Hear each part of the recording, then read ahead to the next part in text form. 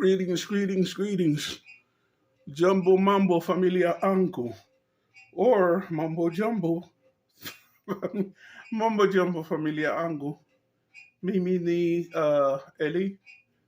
Chaneli Eli Belly. And let me explain something about the meaning of Eli Belly. Eli is, uh, El is one of the names of God in Hebrew. Add an I to it and it becomes my God. Okay. If you add a prefix to it of B, uh, colon, what the by stands for is in. So if we say Eli in Hebrew, you are saying my God. Okay. If you say belly, you are saying in my God. And on another level, B can stand for bin in Arabic, which means son. But if you make it ibn, it also means son in Arabic. In Hebrew, it could be ben, which means son. So if you have Eli B Eli, or you make a contraction, Eli Belly, what you are saying is Eli, son of Eli. Okay, and that part I'm not even going to try to explain. I'll say this much. I'm something of an orphan. So the only true father that I have ever really had is myself. Now, when I made a certain conversion, and I'm not going to get into discussing religion anymore, but when I made a certain conversion, I was told to adopt a new name in the language that I was entering, the culture that I was entering into. So I chose Eliyahu. Eliyahu is one of the great prophets of history, and the return of Eliyahu presages the return of what uh, Christians call the Messiah, what Jews call Hamashiach, and what Muslims call the Mahdi. Okay, however, and by the way, in Arabic, Eliyahu translates to Elias. So I sometimes use the name Elias, Elias, or Eliyahu. But for a nickname, I chose, it's actually supposed to be pronounced Eli, but I use the Hebrew pronunciation of Eli. So that's the meaning of my name. I mean, I laugh about it because it sounds funny, Eli Belly. But there's a very deep meaning. When a man calls himself the son calls himself his own father, that means that he's an orphan. When a man calls himself his own father, that means that he has no family. And I'll say no more on that topic, but that's the meaning of my name. It's always me keeping it real, always me coming to terms with the fact that, hey, I got the man upstairs and I got myself to count on. I'm not one of those people who was blessed with a good, happy family. But anyway, let me not keep it sad. Let me, you know, there's something that really, really has made me laugh about Davy Jr., and that whole clan. Now, English is not my first language, but I'm the kind of person that you know. If I'm gonna do something, I'm gonna do it well. I learned English when I was a little child, and I work really hard at learning. I don't want to be one of those people who goes around speaking with an accent.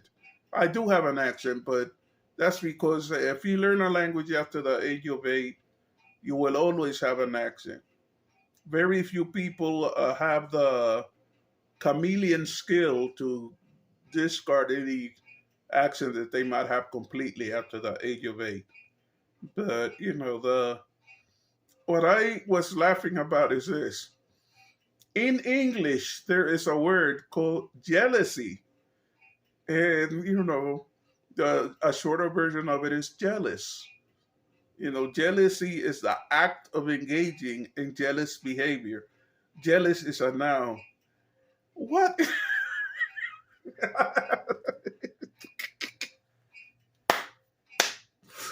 What in the hell is chillies?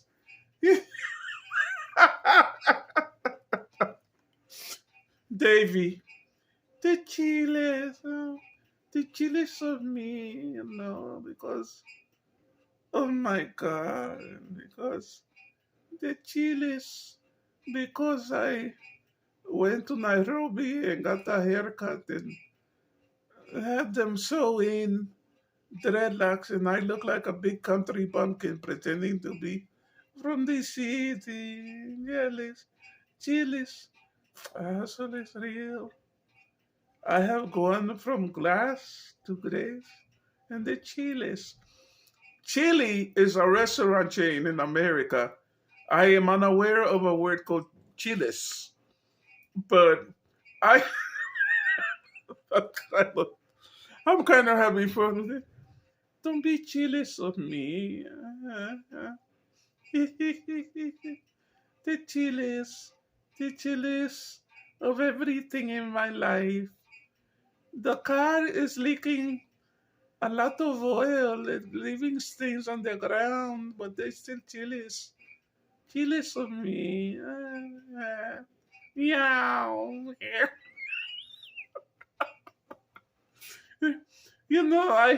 I bought the car and I come to a realization.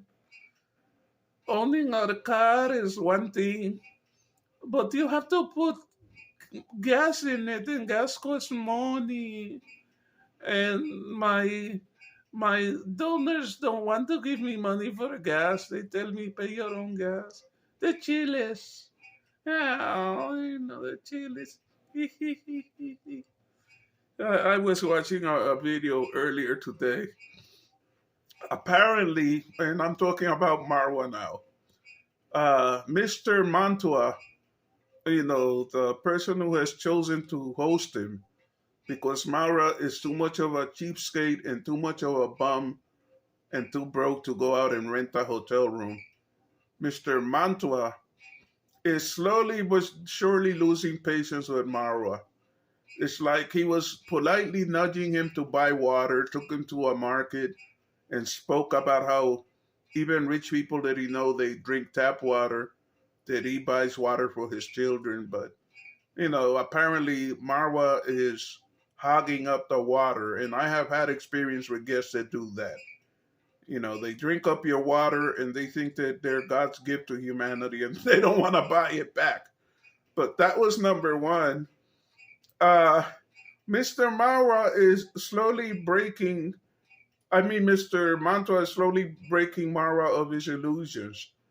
For one thing, he had him, apparently Marwa had the illusion that the wife and the girls are going to be slaves and making him ugali, making him whatever he wanted to eat. First of all, he learned that this family eats polenta, which is uh, the Italian name for ugali. I bought some and I tried the polenta. I have tried it before, but never with the mindset of this is just ugali. Come to realize that when you heat it up and everything, it has exactly the same texture and taste of what West Africans consider ugali. I grew up eating that, even though I'm from the Dominican Republic. And in the Dominican Republic, we don't call it ugali, we don't call it fufu. I think we call it is it mango? No, it's not mango. It'll come to me. But the thing is that there people might as well call the West Indies part of Africa because the culture, so much of the culture of Africa is part of the culture of the West Indies. The people in the West Indies did not really like. I never in the West Indies ate white ugali. It was always yellow, and apparently, so do a lot of people in the West Indies. They eat yellow ugali, and so do the Italians. But the point is that it is ugali. It's delicious.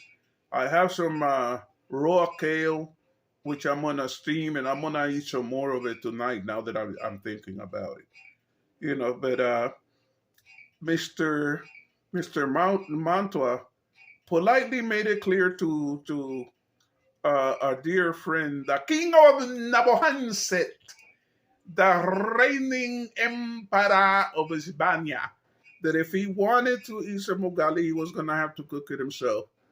And even though other people have said, which I agree with, that yes, he made his ugali, but he made a big mess of the kitchen and probably didn't clean it up. Slowly but surely, they're teaching this man to quit acting like a little a spoiled little boy and to start doing stuff for himself. I saw a video that I just loved this morning, and that is that apparently Mr. Mantua told him, or Mantua told him, hey, it's time to go ahead and cut some grass, make the yard look presentable. And I don't know what the conversation was, but I would have loved to have been a fly on the wall. The point is that they got Marwa out there mowing lawn, and he's acting like, "Ooh, this is, uh, this is, this is me having an American experience." No, son, you were mowing a lawn. Okay, you were mowing a lawn, and let me tell you something about mowing lawns. There are companies that do it. A lot of homeowners mow their own lawns. Also, if a bum comes around your house asking you for money, sometimes they'll come with a lawnmower and they'll tell you, I'll mow your lawn and, or food or whatever, and you give it to them. That's what was going on with Marwa.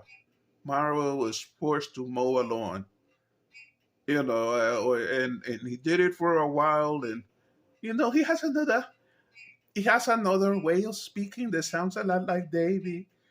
The only the only thing is that he doesn't necessarily sound like a woman. He doesn't sound like a Nairobi woman, like Davy.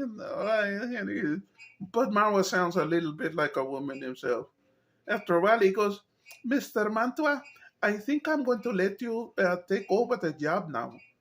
And then at the conclusion of the whole thing, Mr. Marwa, he tells him, "Well, Mr. Marwa, it's time to put away the machine." As if a man is going to spend $3,000 buying an electric lawnmower and leave it sitting out in the yard and for it to get rained on. It's like he could have told Marwa, "Why don't you just shut up, you lazy piece of trash?" No, he went ahead and he cleaned up the machine, and Marwa is instantly issuing instructions. "Okay, now it's time to put it away."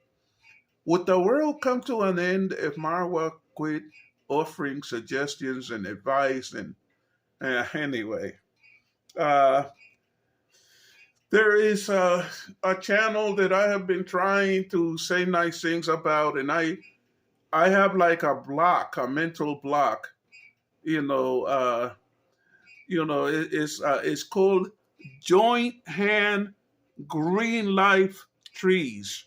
My favorite all-time channel currently. I just love watching it. It's like there are channels that I watch because it's almost like I have to watch it every day. I have to watch a reactors every day, and usually I laugh my head off listening to them. But with joint hands, green life trees, It's just a delight listening to them and watching them. I'm in awe of Bosco.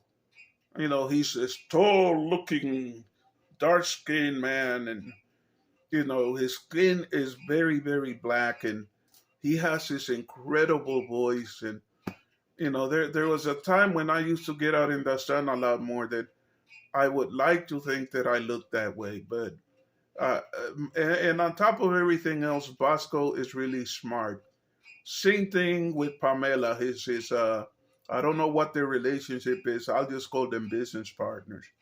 She too is incredible, and I suspect, and I should probably not say this, that she has a very serious crush on Mama Felites. There's always a lot of giggling. There's always a lot of rubbing of the faces and hugging when they see each other. These two women really, really like each other, and you know, it's such a relief and a joy to see two people that are becoming good friends that not that long ago were not good friends. You know, I also saw a video by Fellow the Boy, and I have an issue with his name. I think he needs to let go of that name and call himself Fellow or Fellow the Man.